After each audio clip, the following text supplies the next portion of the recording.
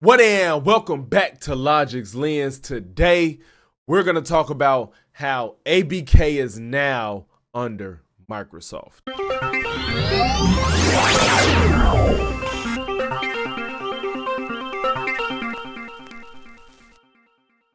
If y'all didn't know, which I'm sure you have if you on my channel, subscribed. If you're not, you should do right now. I do news, and if you haven't known, the ABK, Activision Blizzard King, they've been in a long 20-month acquisition where Microsoft has been trying to acquire Activision Blizzard King, which is a large percentage of the gaming development and publishing and all that shit. Like, y'all know who the fuck Activision is. If you know who y'all know Activision, and then some of y'all that know Activision, a lot of y'all know Blizzard too. So, you know what I'm saying? They've been trying to acquire them, one of the biggest gaming publishers, developers in the industry. So for a long time they've been trying to acquire them. I think that Phil Spencer is on his like, I can't make them, so I'm gonna join them type shit. So he can't make the game, so he's been trying to acquire them. This has been going on for so long. You know, they don't want to monopolize the gaming industry, so the UK was trying to block it. But at this point now, we're done. It's over with, and Microsoft owns Activision Blizzard King. This is from Game World Observer. As of today at 10/13/23, 1630. I don't know what the fuck that is because I do regular time. It is over, ladies and gentlemen. Microsoft has completed the record-breaking acquisition of Activision Blizzard after a lengthy battle with regulators in the US and Europe. Shortly after the UK's Competition and Markets Authority cleared the Activision Blizzard deal, Microsoft officially closed the biggest ever acquisition in the games industry. It is followed by Take-Two's $12.7 billion acquisition of Zynga. I'm a millennial. I don't know if y'all know what Zynga is. They was trying to compete with MySpace and shit back in the day. They didn't make it. They couldn't cut it. They just went to the game and shit. They couldn't cut it with the social media. As one team, we'll learn, innovate, and continue to deliver on our promise to bring the joy and community of gaming to more people, Microsoft Gaming CEO Phil Spencer said in a statement. We'll do this in a culture that strives to empower everyone to their best work, where all people are welcome, and it is centered on our ongoing commitment of gaming for everyone. From now on, Microsoft will be a wholly owner of companies and studios like Activision Publishing, Blizzard Entertainment, which involves World of Warcraft, Diablo, Overwatch, StarCraft, all names that we all know whether we play those games or not. Candy Crush, I know y'all know that one. Treyarch, Infinity Ward, High Moon Studios, all Call of Duty IP. All Call of Duty IP. I'm telling y'all now, they do want that shit to be exclusive at some point, which is why they chose Sony. They was gonna give them 10 years to play Call of Duty. I ain't gonna lie, call me what you want. I don't hope Call of Duty lasts for 10 years. I don't want to see Call of Duty in 10 years. I want to see either a very updated version of it or something like Titanfall 3 to take its place.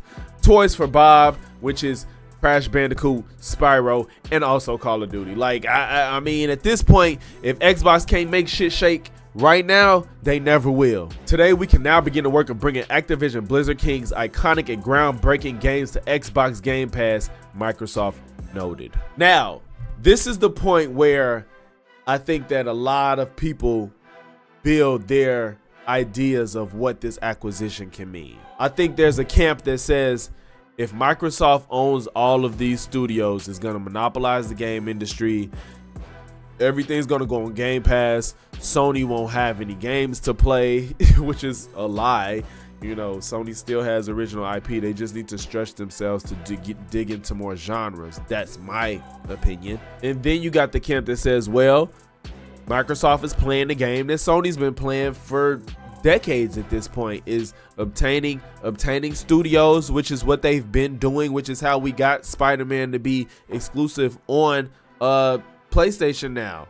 That's what they've done. Sony has been acquiring studios, buying them out, owning them, and putting their games solely on their console to compete with Xbox, which at the end of the day isn't the worst thing, because I do think that these companies need to make themselves stand apart from their competitors, so they have to offer you something that you can't get somewhere else. So I understand both parties.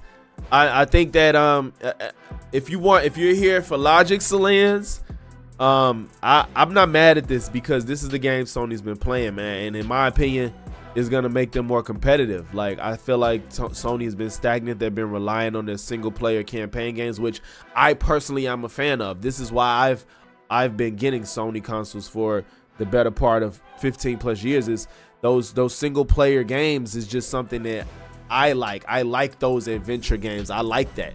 You know, at the same time, when 360 came out, I was like, man, I'm kind of salty. I don't have a 360. I wanted to play Gears of War. I wanted to play Halo. I wanted to play Fable. I was interested in those games. I didn't have the option to play them, but I never got the console. It is what it is. You know what I'm saying? It's just one of them things. But I will always, you will never catch me lying on that to this day. I'll tell you, Xbox had the better part of that generation.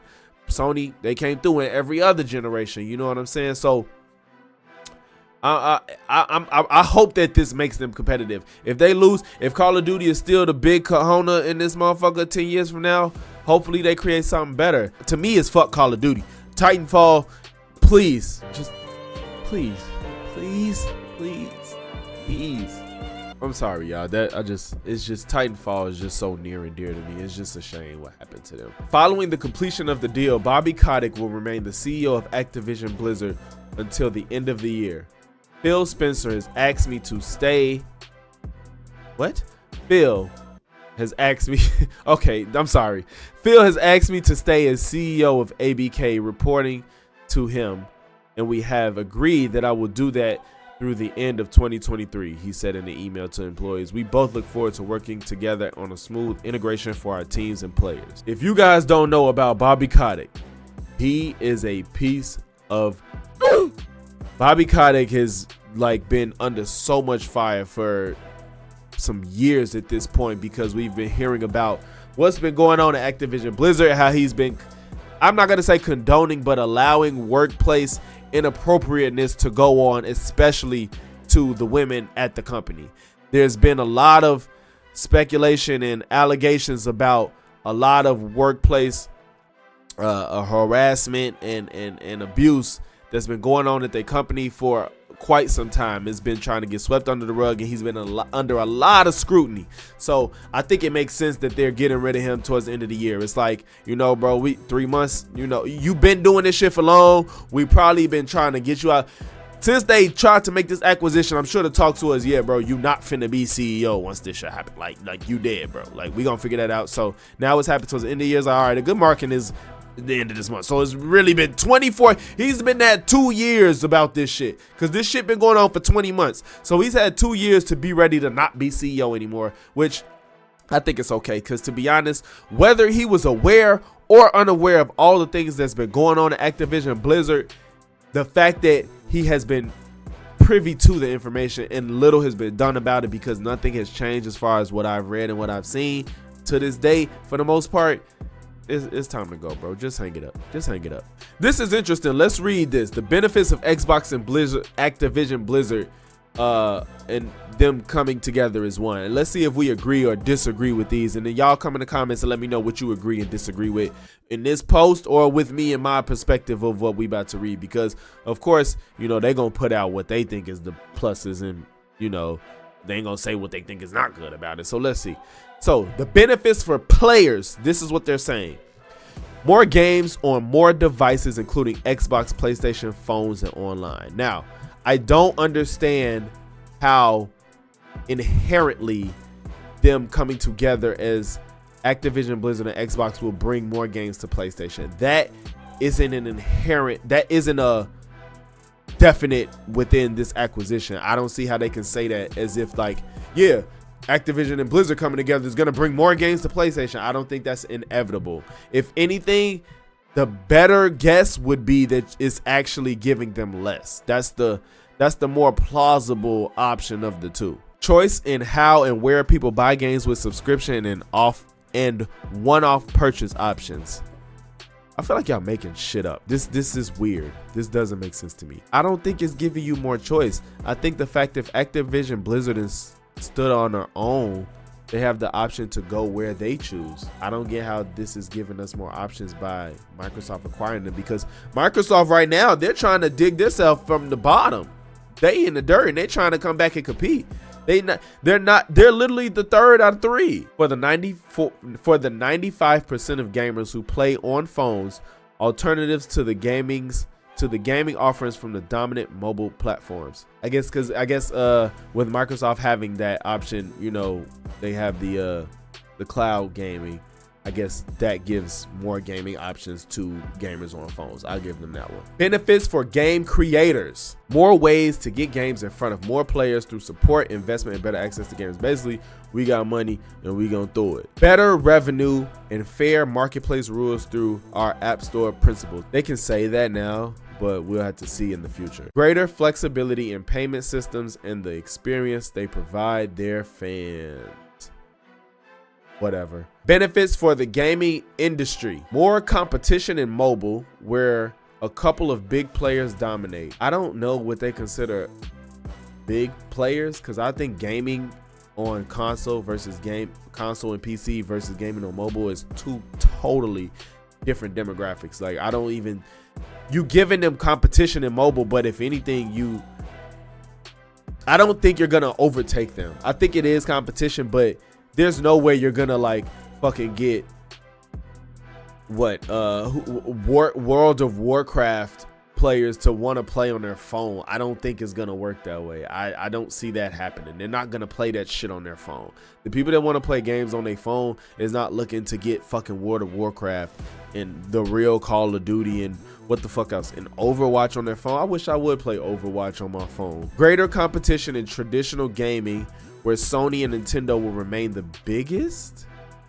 What? Did these niggas just admit that they know that they're in last place? This is fucking funny, because they were already acting like they was just down and out and just fucked up and they just can't hang to make this acquisition happen. They've been doing this. They've been trying to act like they the weak pup with the gimp leg and shit. Like, this is funny.